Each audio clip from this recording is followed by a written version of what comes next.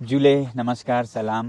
आज मैं दूसरे दिन के अनशन पर हूँ क्योंकि महिलाओं के अनशन के बाद अब युवा बागडोर संभालेंगे। इस बीच में हम भी उनके साथ 3 दिन के अनशन पर हैं।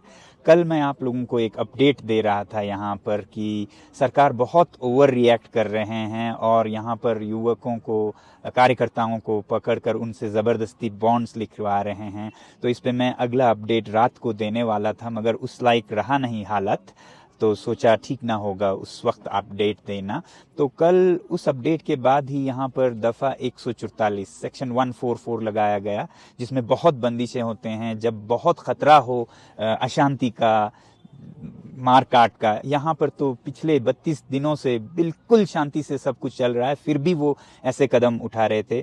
उसके कुछ देर बाद ही फिर इंटरनेट पर रोक लगा दी जाएगी, ये एक सर्कुलर निकल के आया। और फिर कुछ ही देर बाद सरकार से ही, प्रशासन से ही ये सर्कुलर फेक है, जबकि फेक लग नहीं रहा था। तो ऐसे आए तो बहुत बंदिशें लद्दाख पर जैसे कोई वॉर जोन हो ऐसे लगते जा रहे हैं। और रात को यहाँ अनशन के स्थल पर से कोई 3-4 कार्यकर्ताओं को पुलिस पकड़ के ले गई बाहर से ज़बरदस्ती, और पुलिस चौकी में लेकर उनसे ज़बरदस्ती बॉन्ड्स लिखवा रहे थे या उन्हें अरेस्ट किया जाएगा, ऐसा उन्हें बताया जा रहा था। और ऐसे में मेरा अपडेट देना शायद खुद अशांति का एक कारण बन जाता, तो इसलिए मैंने कल रात की अपडेट आप लोगों को नहीं दी।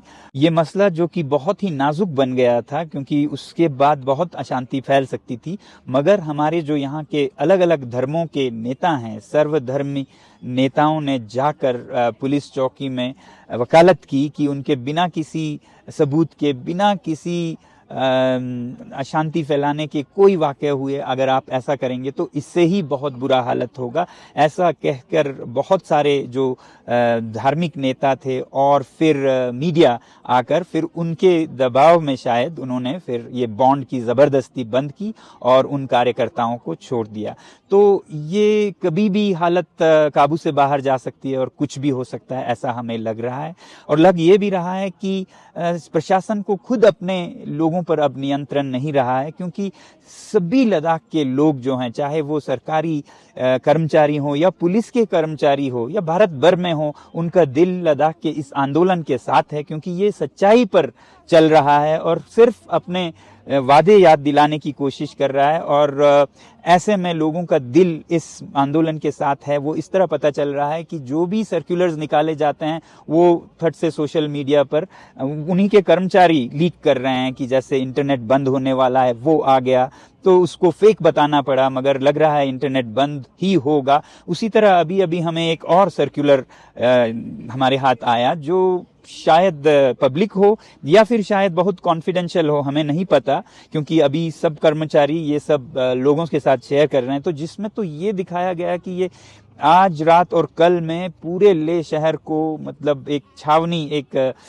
वॉर जोन की तरह बना दिया जाएगा। हर रास्ता जो लेह की तरफ आता है उस पे नाकेबंदी होगी, पुलिस होगी, आंसू गैस होंगे, स्मोक ग्रेनेड्स होंगे, ये रायट गियर्स होंगे, ये सब दिखाया जा रहा है ताकि लद्दाख के लोग लेह की तरफ आ ही नहीं पाएं और ऐसा कोई मार्च भी ना हो। तो इतनी बौखलाहट सरकार में क्यों है, ये अपने आप में एक जवाब सा बन गया है कि कितना छुपाने को है, कितना दिखाने को है। इस समय लद्दाख बहुत संवेदनशील है। देश के सभी नेता, खासकर सैनिक नेता, सैनिक विद ये बोल रहे हैं कि लद्दाख बहुत संवेदनशील है, सीमा पर है, मगर उसकी परवाह सरकार को नहीं लगता है कि सीमा के संवेदनशीलता से राष्ट्रीय सुरक्षा पे क्या असर पड़ेगा अगर लद्दाख के लोगों के मन को ठेस पहुंचे। तो ऐसे में हमें लग रहा है कि न उन्हें राष्ट्र सुरक्षा की चिंता है, न सैनिकों की चिंता है, और यहाँ के लोगों की तो बिल्कुल नहीं है। पिछले 21 दिनों के अनशन में एक बार तक नहीं पूछा, मगर जब ये मार्च की बात आई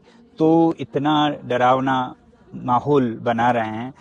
तो फिक्र सिर्फ लगता है कि इलेक्शन पर ये जो अतिक्रमण है उसका असर ना पड़े, वोटों पर असर ना पड़े, या फिर जो चरागे कॉर्पोरेट्स को दिए गए हैं उन पर असर ना पड़े। फिक्र कॉर्पोरेट्स की, फिक्र वोटों की, लोगों की नहीं, सुरक्षा की नहीं।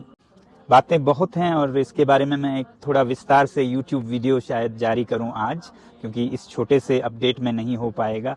बस यही कहना चाहता था कि ऐसे हालात में जब यहाँ पर एक वॉर जोन सा बनाया जा रहा है, तो आप में से जो बहुत से लोग यहाँ आना चाहते थे इस मार्च में शामिल होने के लिए, मैं ऐसा सुझाव नहीं दूंगा हालात को देखते हुए, मगर ये कहूँगा कि आप लोग अपने अपने जगह से, अपने शहरों से राष्ट्र के नाम पर बहुत काम कर सकते हैं। तो रविवार 7 अप्रैल और हर रविवार राष्ट्र के नाम अगर करें और सच्चाई के नाम करें, ताकि लद्दाख की हालत और देश में जो पर्यावरण को कॉरपोरेट्स के लिए और जो राष्ट्रीय सुरक्षा है उन सब पर आप आवाज उठा सकें, हमारी आवाज को बुलंद कर सकें और इस देश को एक बेहतरीन देश जिसमें सच्चाई पर चला जाता है, वादे निभाए जाते हैं, ऐसा एक चरित्रवान देश बनाने में हम सब मिलकर आगे बढ़ें। बहुत बहुत धन्यवाद। जय हिंद।